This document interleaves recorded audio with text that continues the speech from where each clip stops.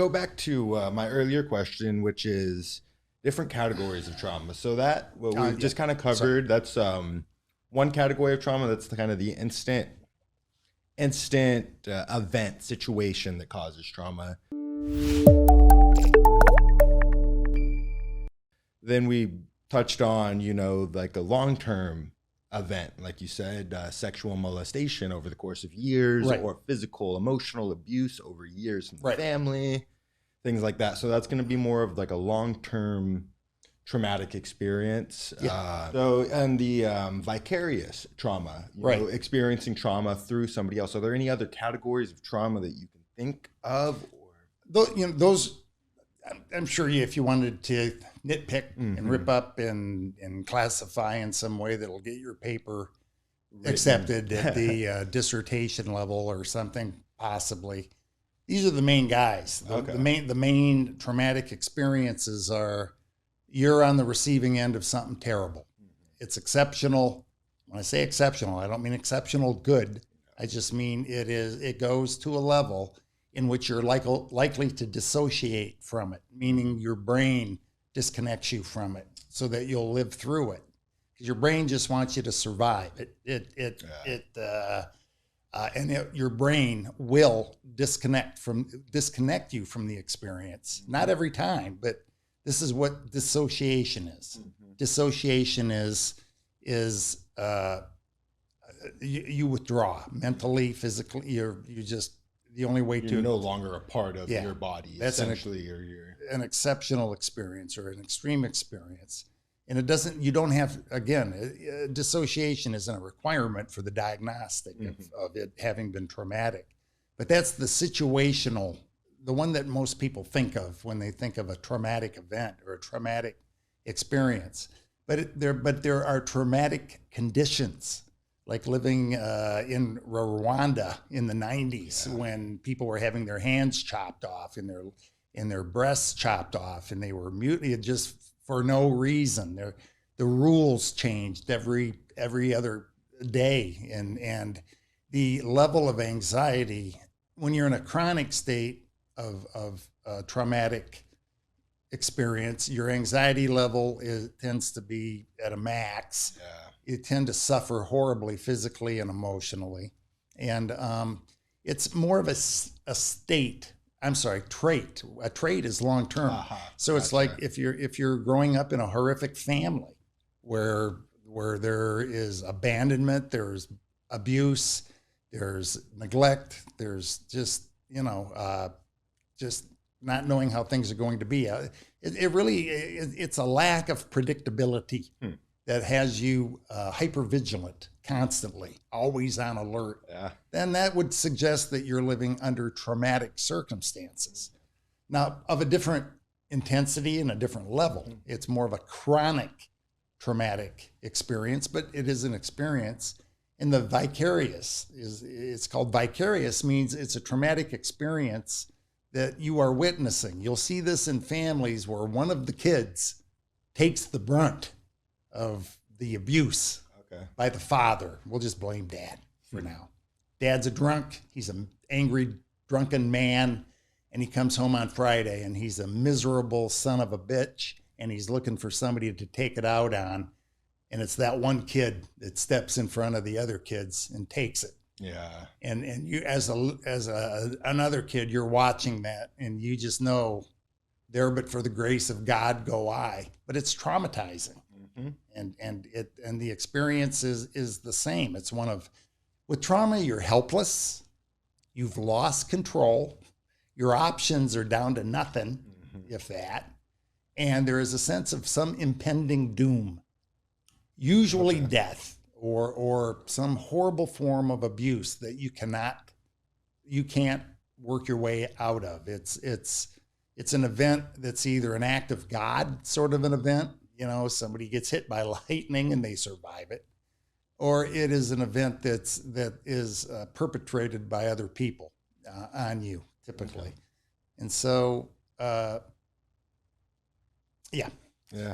And it obviously raises anxieties high, maxes out your ability to cope with even life in general, I would assume. I mean, when you when you're having to deal with kind of that elevated anxiety and you're going through just traumatic experiences, it kind of, I imagine, sits in the back of your head at more or less all times, kind of affecting different outcomes of your life, different situations, how you handle things. And I mean, these are some of the more obvious traits of anybody that's gone through trauma. But I'm going to go and dive a little bit deeper into, based on the style of trauma. So I don't know if the vicarious or event-wise or exactly how you might answer this question, but based on the style of trauma, does that tend to lead to different, substances of choice as far as addiction is concerned, or different coping mechanisms?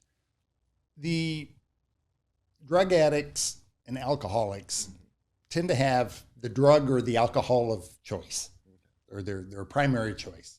A methamphetamine addict personality is different than a heroin addict. Yeah.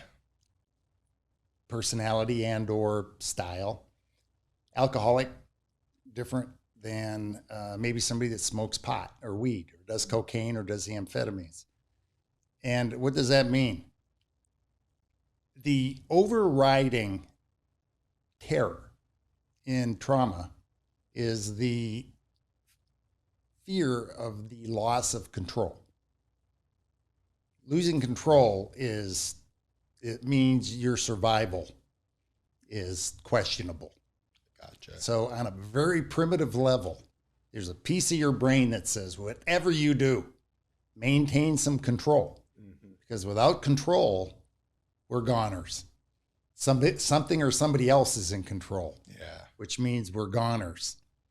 Whatever drug, whatever alcohol, whatever type of alcohol, how you drink, how you use, what you drink. I'm sorry, what you use. Do you slam dope? Do you smoke it? Do you inhale it? What do you do? It all boils down to what method and what drug allows you to feel like you're most in control. It's different for everybody. Interesting. For the heroin addict, it's a disconnect. It's a dissociation. It's just a euphoric feeling of lack of pain. Yeah, and you're in control of that lack of pain. You're in control of that lack of pain. And when you're not doing heroin, the irony is the withdrawal effects when you don't have heroin are horrifically painful, which drives the addiction into the stratosphere, because not only is the pain intolerable, but the pain signals to the brain that you're losing control. I see. So it creates that link in your in your brain and in your thinking that this pain is the same as lack of control, whether or not that's true. It is a precursor. Mm-hmm. It's a precursor. It's and that's where the desperation and people think drug addiction is about getting high and having fun or partying or whatever.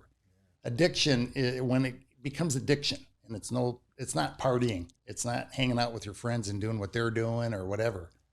When it becomes addiction, it becomes primal. Primal's important because primal means there's a part of your being that says we've got to continue this relationship with this substance in order to trick our brain into feeling like we're in control. The paradox or the irony is the more addicted and the more dependent you become, the less control you have. You have no control. You're losing control of your freedom because now you're subject to legal sanctions all over the place. You're losing control of your physiology and your physical health because drug addiction never improves your health. No, I mean, you're losing control of your time because your time is dedicated to this substance that you're addicted to, and you're not going to spend your time how you otherwise would have. But the substance that you choose and the people that you choose that are a part of that particular culture give you the illusion of control or the delusion, which is looking at some piece of reality and making sense out of it. And when a drug addict and or an alcoholic is under the influence, they are of the delusion that they are in control because they're managing their anxiety. Anxiety is the emotion that signals that you're losing control. That's why it's intolerable for people. Anxiety is the worst of emotions. Depression doesn't feel good. You know, it feels terrible for people. And people don't like it. Can't blame people for not wanting to be depressed. The flip side is that anger is actually an emotion of control. If you're angry, you're feeling like you're able to determine what's just, what's fair, what's good, what's bad. People would much rather be angry than anxious. Yeah. I do an experiment in groups of domestic violence perpetrators, which are typically men, 15 guys, and I'll say, I want to show of hands. How many of you would rather be scared than angry? Not one. I get no hands for scared. Zero. You'd rather be angry. Absolutely. Why? Well, I don't know. It just feels good. Yeah, there's dopamine, there's adrenaline, there's power, there's control. Unfortunately, anger just devastates relationships and families. And when you throw alcohol into it and disinhibit some of that anger, but remember, it's all just a game. It's just all a shell game, you know, because none of it's genuine, none of it's authentic. It doesn't treat trauma. It masks it. Yeah. It keeps it on hold. And unfortunately, it actually acts to exacerbate or increase the effects of trauma, because now you're not developing any genuine coping skills, such as identifying what the trauma is. We talked a little bit about the journey letter or the autobiography that most people that I work with resist because they don't want to go back there and reacquaint. They've been spending a life learning how to disconnect from those thoughts. Yeah. But when you disconnect from genuine trauma in your life, then you are no longer in control. The only way you can gain control, having experienced traumatic events, is to re-experience traumatic events. That sounds terrible. Yeah, but overcome re-experience them with the goal of getting past that trauma, I'm assuming, or overcoming it, or putting it into its proper place in your putting it into its proper place. Yeah. Okay. And understanding that you'll always be affected. If the smell of that cologne was present when somebody was sexually molested, it's going to be there. Yeah. But if you can identify that and work through it, then the next time you smell the cologne, instead of getting angry and upset and lashing out, you can identify, hey, your cologne, I can't handle that right now. That is triggering some bad experiences from my past. We're going to need to reschedule this. So I've identified, I know what's going on. I'm not going to sit here and get mad at you about your cologne. Right. But I'm going to tell you, look, I know myself well enough. I know what trauma I've been through, and I've accepted this. I can't stand to be around that cologne. Correct. And your company, whatever that might be, is not worth me putting up with that sensation, that trigger, essentially. That's correct. At which point he says, well, you're ugly, and that's traumatic for me. And so and you can both walk away, one a little more miserable than the other. That's the angry guy I was talking about.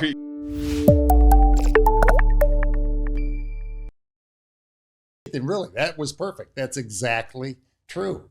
You know, I as a therapist, I don't take any great joy in asking people or encouraging people to go re-experience or revisit bad experiences that they've had in their life. It's not much fun. I mean, for anybody. However, when the person has insight into where that anxiety is coming from, and they can explain it, and they understand that the anxiety isn't going to kill them, that it will, even if it's a panic attack,